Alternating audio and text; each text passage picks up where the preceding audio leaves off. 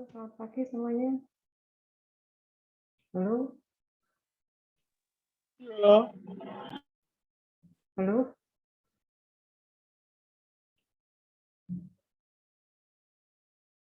Halo, Hai. halo. Hai. Tolong Hai. bisa ya. Tolong bisa dibantu untuk semuanya on screen. Apa sih sebetulnya? Videonya di on kan coba.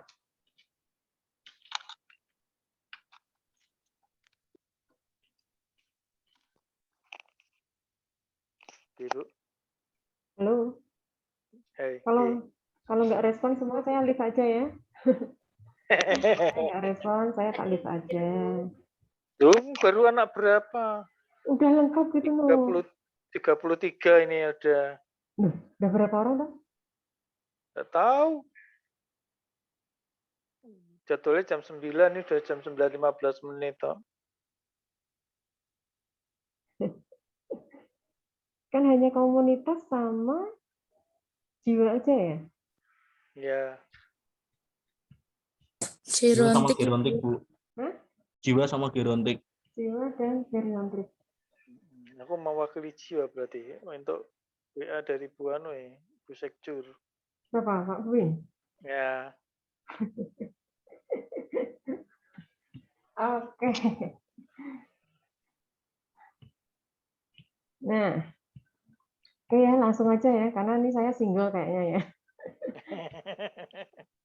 Ya udah Temani mulai aja. sama Pak Bin aja ya. Oke ya, selamat pagi. Assalamualaikum warahmatullahi wabarakatuh. Oke Waalaikumsalam. ya, cek sound dulu. Ya, udah terdengar ya suara saya? Nah, saya langsung saja seperti mungkin yang Bapak Ibu lihat atau kawan-kawan lihat di sini. Saya sebutnya apa ya? Ada kawan saya, ada adik-adik saya, ini ya. Santai aja. Ini saya langsung share screen aja terkait dengan tugas akhir nurse ya. Nah, tugas akhir nurse ini kita menyebutnya, kita singkat aja KIAN ya, karya ilmiah akhir nurse. Ya, ini memang berbeda dari tahun yang lalu yang kita sebut KIN ya, tapi untuk tahun ini kita menamakannya karya ilmiah akhir nurse ya, dan ini adalah masuk di dalam SKS Anda di dalam kurikulum itu 2 SKS ya, dihargai sebagai 2 SKS. Oke.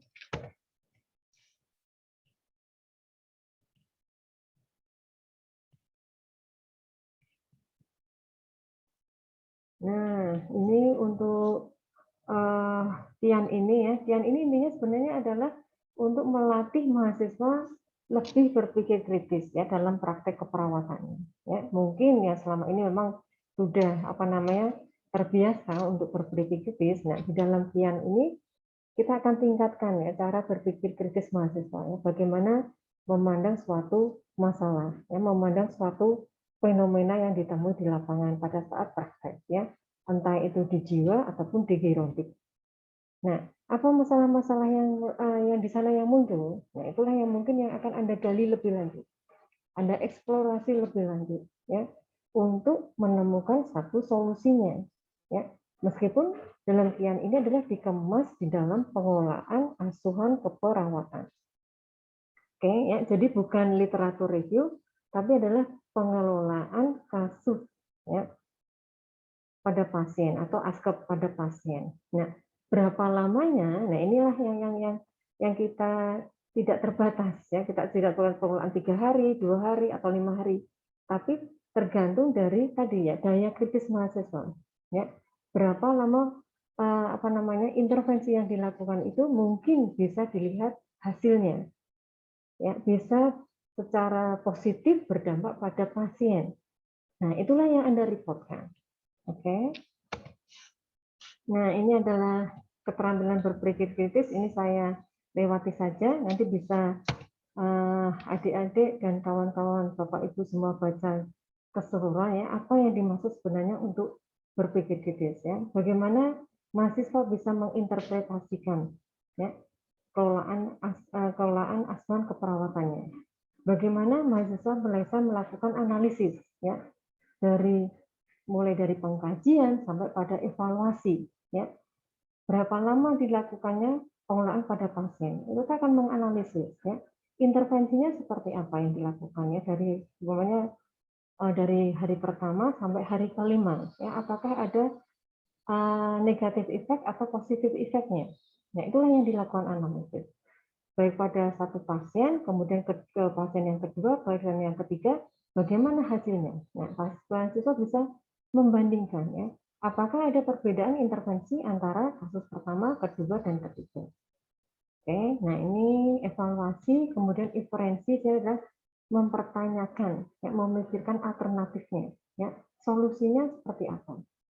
Oke, nah kemudian juga mampu menjelaskan, ya, menjelaskan masalah yang terjadi, hasilnya seperti apa, ya, kemudian bagaimana apa namanya evidence base yang ada, ya, evidence base yang ada, ya, evidence base ada berarti kan suatu kalau saya bilang sih keterbaruan, ya, keterbaruan dari suatu intervensi, ya, yang bisa memberikan solusi pada pasien. Oke, ya. Nah di sini ya. Keterampilan berpikir kritis itu adalah keterampilan yang dimiliki dan diterapkan dalam proses berlangsung. Artinya apa? Dalam proses berlangsung adalah dalam proses pendidikan, kemudian kalau ini adalah dalam proses apa namanya clinical experience-nya, ya, di dalam pengelolaan kasus pada pasien. Ini saya lewati aja. Nah, ini adalah apa namanya kompetensi ya seorang perawat yang profesional ya atau di dalam profesi dalam pencapaian profesional ya. Jadi adalah yang pertama sebagai care provider, kemudian juga di dalam KIAN ini Anda juga diasah di dalam komunikasinya. Ya, komunikasi baik pada pasien, keluarga, kepada perawat ya, kemudian di dalam lingkup bimbingannya adalah bagaimana Anda berkomunikasi dengan pembimbing akademik maupun pembimbing CI-nya. Oke. Kemudian ada sebagai educator and health promoter ya. Berarti di dalam klien ini juga dilakukan ya, bagaimana Anda bisa mengedukasi pasien Anda. Ya, baik pasien maupun keluarganya. Bagaimana Anda bisa mempromosikan ya untuk hidup yang lebih baik atau hidup yang lebih sehat pada pasien dan keluarganya. Oke, kemudian selainnya adalah manager dan leader, kemudian sebagai researcher, ini jelas di KIAN ini Anda melakukan fungsi adalah sebagai researcher atau peneliti. Ya, di peneliti di sini adalah skopnya kita adalah studi kasus. Ya. Kemudian yang terakhir adalah chain of agents. Ya, harapannya dengan Anda membawa suatu keterbaruan ya dari hasil penelitian atau evidence base. Nah, di situ Anda akan menjadikan suatu chain of agents, ya, agen perubahan, ya, yang selama ini mungkin, ya, saya contohnya asal saja ngomongnya, mungkin seumpamanya kalau mengukur apa namanya nyeri kronis itu hanya menggunakan seumpamanya hanya menggunakan rating scale, pain rating scale, padahal itu nggak sesuai, nggak cocok, ya. Ada yang lebih instrumen yang lebih bagus ya untuk menggunakan nyeri akut, nyeri kronis itu seperti apa. Nah, itu berarti Anda melakukan suatu perubahan. Nah, untuk KIAN ini ada dua pembimbing ya. Yang pertama adalah pembimbing akademik dan yang kedua adalah clinical instructor. Nah, untuk sama ya masing-masing baik di jiwa maupun di geriatrik ya, Anda nanti akan mendapatkan dua orang pembimbing ya, akademik maupun clinical instructor ya. Meskipun beberapa di tempat seperti komunitas karena dia tidak ada di apa namanya tidak dilakukan di rumah di apa namanya di suatu tempat ya karena mahasiswanya adalah tersebar di masing-masing domisilinya, nah itu kita berbeda perlakuannya ya. Jadi banyak yang mereka mendapatkan kedua-duanya adalah dari pembimbing akademik. Jadi adalah sifatnya adalah situasional. Nah, kapan dilakukan? Ya, kapan dilakukan? Nah, mulai sekarang berarti Anda bisa mempersiapkan diri, ya, sesuai dengan stase peminatannya. Ya, pada saat ini kebetulan adalah di jiwa dan di geriatrik. Ya. Nah, kemudian Yang dilakukan apa? Nah, Anda bisa melakukan konsul ya, baik ke akademik maupun CI. Ya. Nah, ini dilakukannya seperti apa ya? Tergantung dari peminatan kasus Anda. Ya. Jadi harapannya Anda masuk di rumah sakit itu sudah ada rencana, ya. Sudah ada rencana. Ya, sudah ada rencana. Saya nanti akan melihat ya, umpamanya adalah pasien jiwa dengan atau pasien geriatrik dengan, ya, itu Anda sudah mempunyai rencana, ya. Apalagi kalau lebih bagus sudah membawa proposalnya, ya. Proposalnya sudah ada, ya. Jadi sudah ada rancangan, oh pasien yang saya tuju ini, ya, ya dengan kriterianya seperti ini, umpamanya, ya.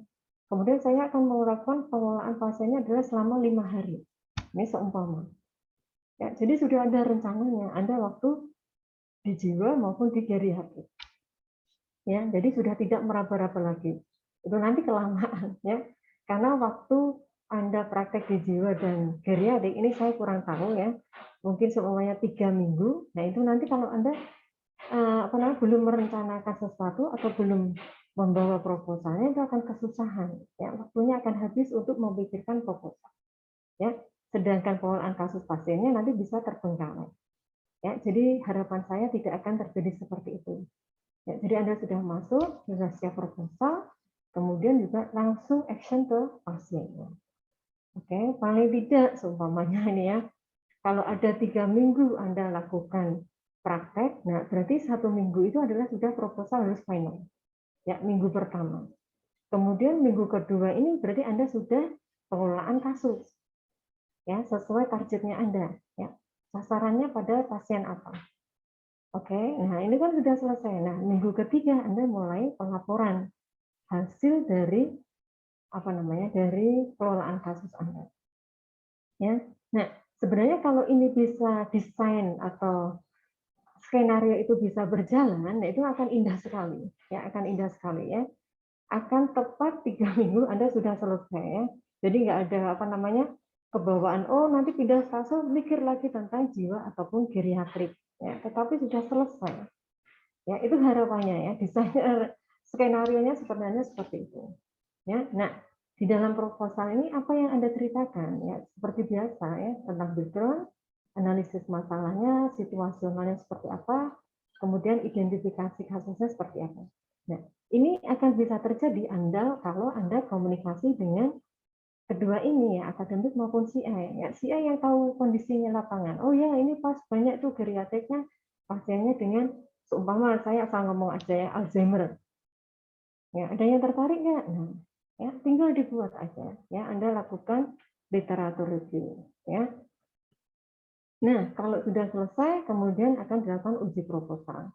Nah, untuk Anda administrasi untuk kebutuhan tentang pendaftaran, kemudian isinya apa saja. Nah itu Anda bisa nanti bisa menghubungi akademik ya, akademik di Profesinos ya, untuk persiapan ujian itu form-formnya seperti apa, linknya seperti apa. Nah, nanti bisa menghubungi ya.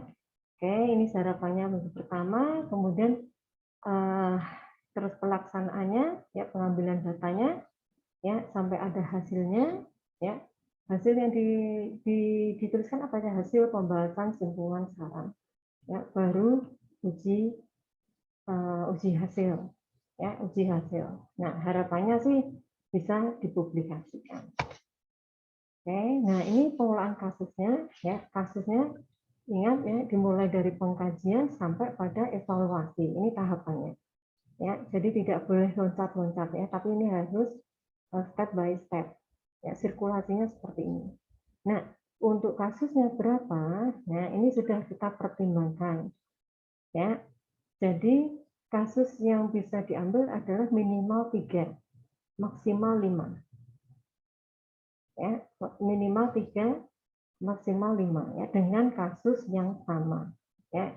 Jadi nanti Anda bisa menganalisis ya, pada pasien pertama seperti apa, kedua seperti apa, ketiga seperti apa, apakah ada persamaan di dalam hasil intervensinya atau di dalam pengkajiannya apakah sama, itulah yang Anda lakukan analisisnya seperti itu ya. Oke, nah ini proposal Kian, isinya apa saja, pendahuluan, tinjauan pustaka, dan metode. Nah, bab 1 isinya apa saja? Nah, ini ya, bisa dituliskan. Ini adalah berisi tentang penentuan kasus yang diambil berupa data dan fakta yang mendukung alasan penentuan kasusnya. Kemudian tujuannya bisa dijelaskan secara umum maupun khususnya. Kemudian manfaatnya adalah keilmuan dan aplikatifnya. Ya, semuanya ini sudah dijelaskan di dalam buku pedoman. Ya, nanti, kalau tidak salah sudah di-share sama Bu Winnie. Ya, nanti bisa dicek. Nah, kemudian bab 2 tinjauan pustaka. Ya, tinjauan pustaka di sini kita bagi beberapa subtopiknya. Yang pertama, konsep madis terkait dengan pengertian, etiologi, manifestasi, pathway, dan penata laksanaannya. Kemudian, konsep dasar di dalam masalah keperawatannya, ini ya, ada data mayor, data minor, faktor penyebab, kemudian penata laksanaannya.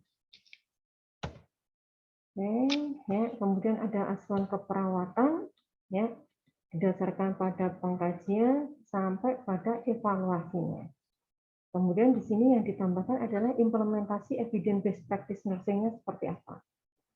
Ya, jadi Anda cukup mungkin ada memilih salah satu ya intervensi yang bisa diimplementasikan pada pasien Anda. Oke, nah itulah nanti yang fokus utamanya adalah Anda di sini ya, di dalam pembahasannya. Ya, bagaimana pelaksanaannya intervensi tersebut, hasilnya dievaluasinya seperti apa, baik terhadap pasien pertama, kedua, dan ketiga. Ya, jadi hanya fokus pada mungkin adalah pada implementasinya. Oke. Kemudian selanjutnya adalah membuat kerangka konsep, ya, kerangka konsep. Nah, kemudian bab 3, ya, bab 3 ini adalah metode penelitian studi kasusnya, meliputi jenis desain, kemudian subjeknya, lokasi, fokus studi kasusnya, DO-nya, instrumen, metode pengumpulan datanya seperti apa, bisa dijelaskan. Kemudian analisa data dan penyajian datanya seperti apa. Ya. Karena ini sifatnya kan deskriptif. Oke. Nah, kemudian bab 4 adalah hasil dan pembahasan. Ya, ada profil lahan, dituliskan ya seperti apa lahannya, visi misi rumah sakit, gambaran wilayah, ini kalau desa, kalau community, ya, tapi kalau Anda mungkin kurang bisa rumah sakit ataupun puskesmas, ya, kemudian jumlah kasusnya seperti apa, upaya pelayanan dan penanganan yang dilakukan di ruangan itu seperti apa, itu bisa dijelaskan. Ya, selanjutnya tentang ringkasan proses asuhan keperawatannya. Ya. Oke, di sini ada ringkasannya, apa saja isinya dari pengkajian sampai pada evaluasi. Ya. Kemudian 4.3-nya adalah hasil penerapan tindakan keperawatannya. Ya, jadi Anda bisa lakukan pembahasan dari hasilnya seperti apa, baik di pengkajiannya, kemudian sampai pada evaluasinya. Ya, kemudian yang terakhir adalah implikasi keperawatannya seperti apa. Ya, dari pengelolaan Anda itu implikasi perawatannya seperti apa? Apakah bermanfaat dan bisa diterapkan pada perawat ya untuk meningkatkan pelayanan yang berkualitas terhadap pasien dan keluarga. Nah, yang terakhir bab 5 adalah penutup berupa kesimpulan dan saran ya. Saya ingatkan kembali ya, saran di sini berarti harus yang operasional. Ya, tidak hanya narasi yang normatif ya, tapi yang operasionalnya seperti apa. Ya, kemudian daftar pustaka ya. Nah, ini diharapkan semuanya menggunakan Mendeley. Ya, menggunakan manajemen referensi Mendeley. Sebentar ini.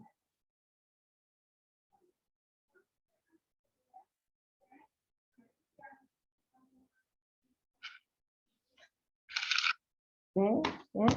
Nah, kemudian ini kita harapkan ya, yang penting literaturnya sedikit ya, tapi berbobot. Nah, itu ya, berbobot ya, karena Anda adalah sudah melampaui S1 dan sudah sudah masuk dalam profesi, ya.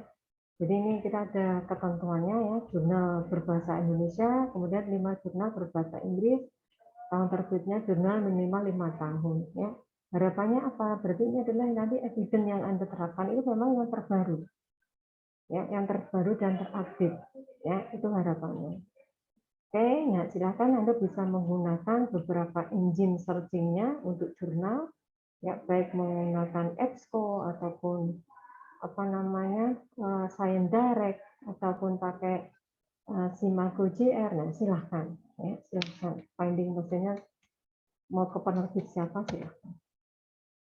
Oke, kemudian ada lampiran-lampiran yang harus Anda sertakan seperti jadwal kegiatan, hasil uji plagiarisme kurang dari 30%, kemudian lembar penjelasan responden, kuesioner, ya, lembar observasi, SOP, intervensi yang diterapkan, dan lembar bimbingan. Oke, ini sudah saya jelaskan tadi. Nah, persyaratan ujian untuk mahasiswa ini silakan. Ya, untuk pembimbing adalah bimbingan minimal 8 kali. Ya. Jadi tolong untuk bisa diikuti, ya, dan dilaksanakan. Bimbingan minimal 8 kali. Ya, harapannya apa? Berarti 4 kali untuk proposal dan 4 kali untuk hasilnya. Ya, kalau lebih boleh, ya, tapi kurang jangan. Gitu, ya. Oke, ya. Kemudian penilaiannya ini, ya, menggunakan angka mutu 0 sampai 100, sedangkan batas lulus minimalnya adalah 70, yaitu setara dengan B. Ya. Jadi kalau Anda mendapat nilai 70 sudah B. Nah, kemudian ini yang perlu kami ingatkan, ya. Ya, jadi di dalam PIAN ini apa nih yang harus Anda lakukan? Ya, ini yang pertama. Ya, kita akan membimbing mahasiswa supaya lebih berpikir kritis, lebih kreatif, ya, kemudian lebih inovasi, dan yang lainnya adalah membangun komunikasi. Ya, ini adalah skill, ya. Membangun komunikasi, ya. Komunikasi terhadap siapa? Terhadap pasien, ya, keluarga, kemudian terhadap perawat di sana, terhadap pembimbing akademik, pembimbing CI, kemudian di dalam komunikasi dengan administrasi dinasnya, kemudian dengan kaprodinya dan lain sebagainya, ya, supaya terbentuk harmonisasi itu. Ya, jadi jangan saya selalu berpesan, ya, kemarin itu saya berpesan, ya, karena saya sebagai mahasiswa sendiri itu selalu ingat, ya, bagaimana kalau saya melakukan seumpama, ya, WA terhadap pembimbing saya. Nah, itu saya pasti akan hati-hati. Ya, artinya apa? Berarti selalu berpikir, ya, apakah ini akan menimbulkan suatu pemikiran yang berbeda atau mungkin akan menyinggung orang lain dan lain sebagainya. Ya, itu harus hati-hati, ya. Memang dibutuhkan suatu kepandaian, ya, di dalam melakukan suatu komunikasi, ya. Jadi bisa menyesuaikan terhadap siapa kita berkomunikasi.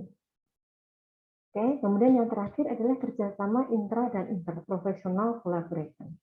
Ya, jadi di sini Anda bisa, ya, menerapkan bagaimana kerjasama antar perawat, ya, sebagai profesi Anda, dan lebih jauhnya adalah kerjasama interprofesional, ya, antar profesi, ya. Di situ yang mungkin Anda bisa libatkan di dalam diskusi atau mengeksplorasi data pasien.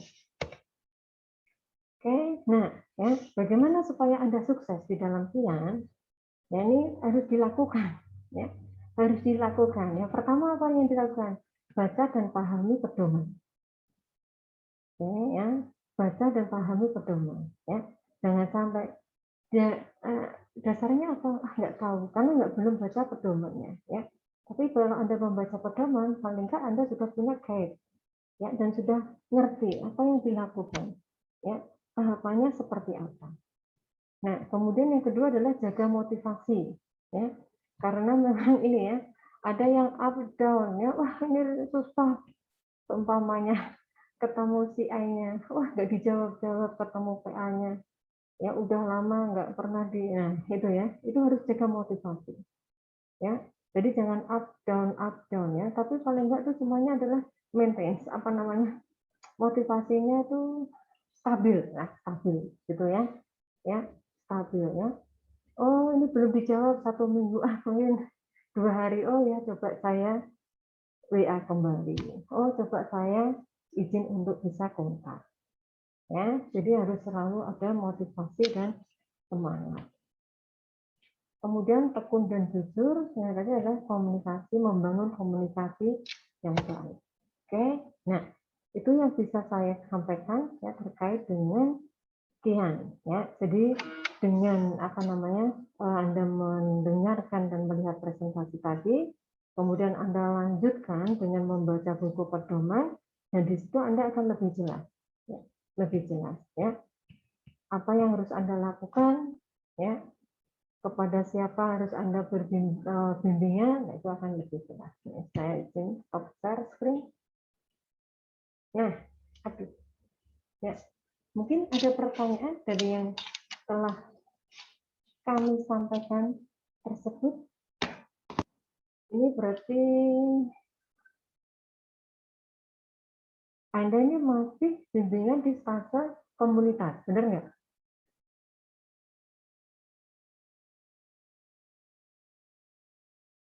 Halo? Iya, Bu. Iya, Bu.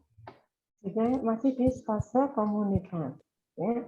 Berarti Anda untuk pindah ke jiwa dan geriatrik berarti kurang berapa? 2 minggu atau 3 minggu lagi ya? Sekitar 2 minggu, Bu. Sekitar 2 minggu. Ya, Oke. sekitar 2 minggu berarti itu bisa untuk persiapan. Ya, persiapan untuk menyiapkan proposalnya. Ya, gitu ya Pak ya. Oke. Ya Pak. Oke, Bu. Ya. Nah, Oke. itu harapannya. Jadi nanti sudah waktu masuk di sana nanti tinggal semuanya sudah siap ya, tinggal benar-benar sedikit kemudian ujian proposalnya. Ya, kemudian langsung mencari kasusnya ya untuk bisa dikelola. Itu ya. Itu ya. Bu, untuk mengawali ya, penyusunan ini kan kami belum tahu pembimbing untuk dikonsolinya kemana ini, Bu. Ya. Jadi belum tahu ini mau diarahkan ke pembimbing siapa itu belum tahu gimana, Bu. Ya, ini kita baru konsultasikan dengan koordinator geriatrik dan jiwa, Pak. Itu, Pak. Ya, Oh, tapi ya kita akan planningkan untuk minggu ini final. Oh, Ya, jadi kita persetujuan dengan koordinator di lapangannya ya untuk pembimbing yang selain akademik dan siapa saja yang bisa diinkludkan. Itu ya, kita masih berproses itu. Kita sudah berproses tapi belum final, itu aja ya. Tetapi di sini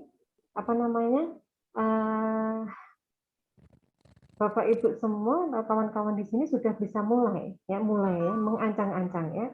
Kalau di kreatif itu kasusnya apa sih? Ya, di jiwa itu kasusnya apa ya?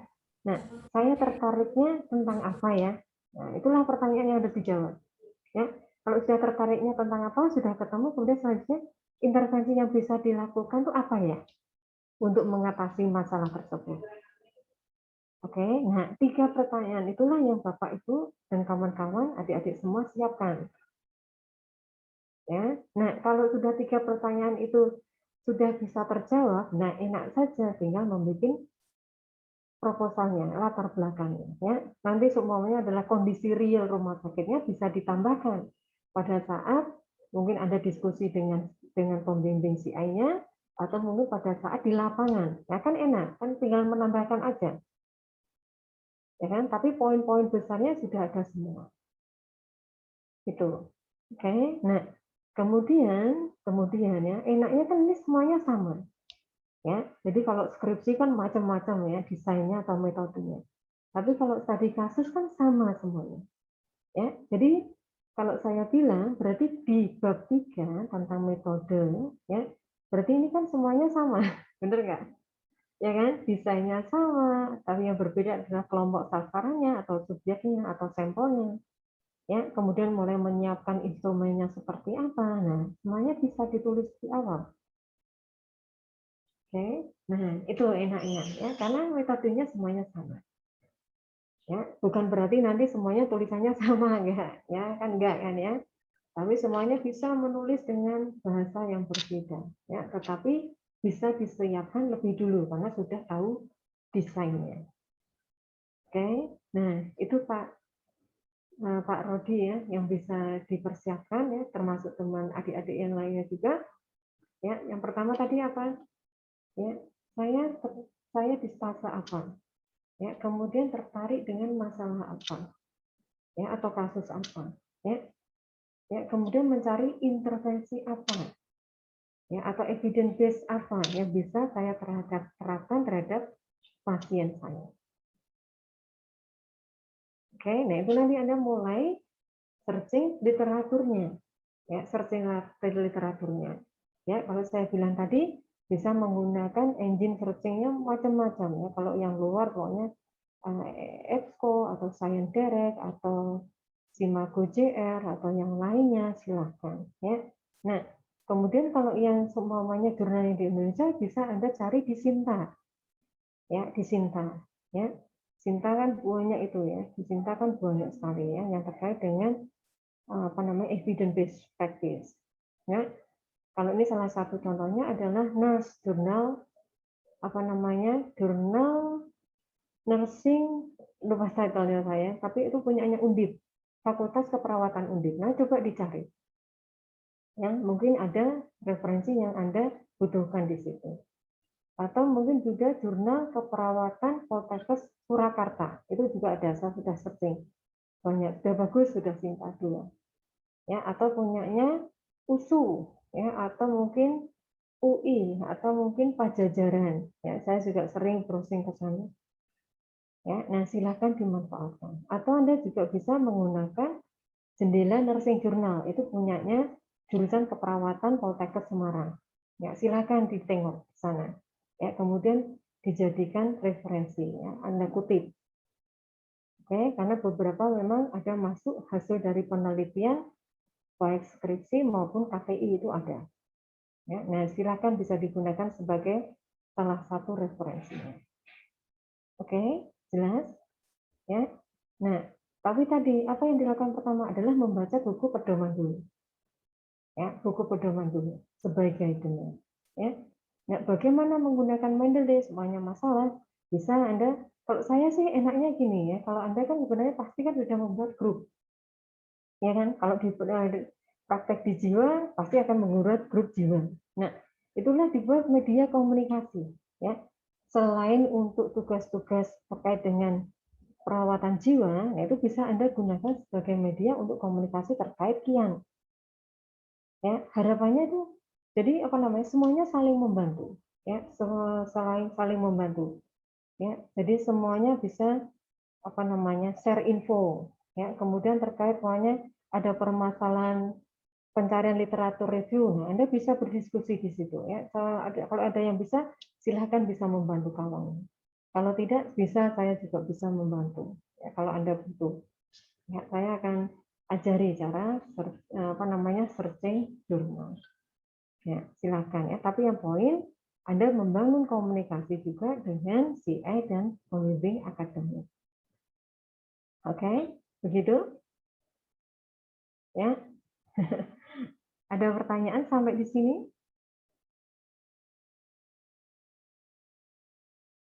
Ya. Nah, yang terakhir adalah jangan panikan, ya, jangan panikan tapi jangan slow, ya. Artinya apa? Tadi ya, kalau Anda bisa membangun komitmen untuk menyelesaikan kian pada saat stase berlangsung luar biasa. Ya, harapannya adalah memang seperti itu. Pada saat stase berakhir, kian juga selesai. Ya, selain Anda mau menyelesaikan LP, kemudian LK, nah, kian ini juga harus selesai. Itu adalah termasuk target di dalam tugas Anda di stase jiwa maupun geriatrik. Ya, itu yang harus Anda semuanya ingat. Ya, itu adalah targetnya salah satunya, menyelesaikan kian pada stase jiwa dan geriatrik. Ya, gitu ya. Jadi kalau itu sudah termemori, enak saja ya. Jangan fokus hanya membuat LK. Oh, jangan fokus hanya membuat LP. Tapi juga semuanya harus bisa Anda lakukan dalam satu waktu stase yang Anda lakukan tadi. Ya, jadi nanti kalau Anda pindah stase sudah nggak ada, kalau saya bilang sudah nggak ada tanggungan lagi dengan kian. Ya, sudah selesai semua, laporan sudah selesai semua.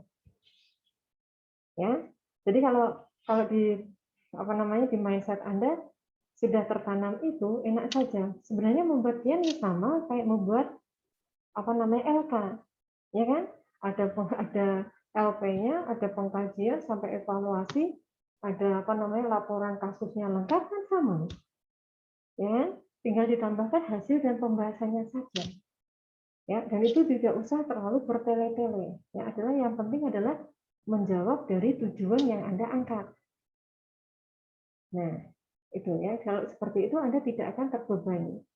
Ya, tidak akan terbebani. Karena sama ya, Anda juga melakukan LP, LK, sama yang satunya adalah evidence base-nya juga ada kan? Ya kan, di dalam semua fase. Nah, itu kita jadikan satu di dalam kian. Ya. Nah, kalau Anda mungkin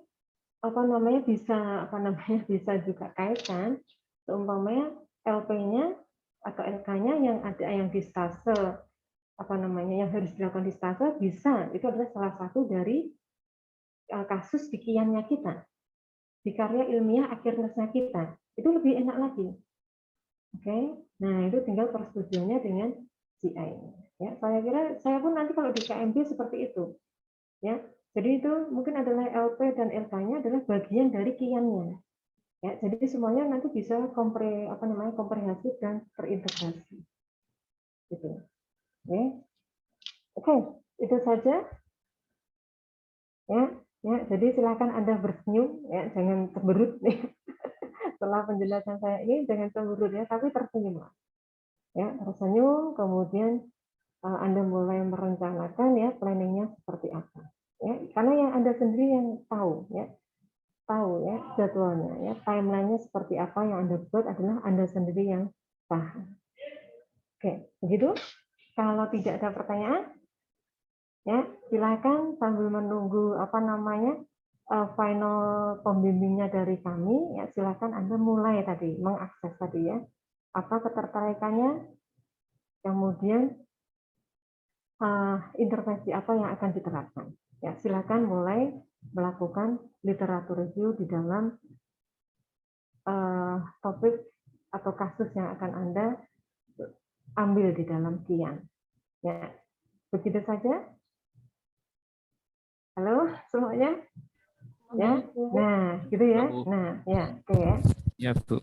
Ya, terima kasih semuanya. Kalau tidak ada pertanyaan ya, karena kita masih mohon izin untuk bertanya, Bu. Ya, gimana ya? Ini mengenai PPT yang tadi tentang sosialisasi kian, Bu, kira-kira nanti bisa diberikan PPT-nya? Iya, bisa ya. Nanti Bu Weni yang akan share ya. Bu Weni yang akan share. Ya, termasuk buku pedoman, PPT nanti Bu Weni yang akan share. Oke. Ya, gitu ya, semangat ya.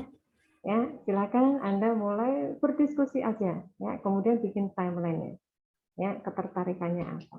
Nah, kalau ada pertanyaan, saya akhiri sampai sekian. Ya. Terima kasih perhatiannya. Assalamualaikum warahmatullahi wabarakatuh. Salam sehat semuanya. Ya. Waalaikumsalam warahmatullahi wabarakatuh.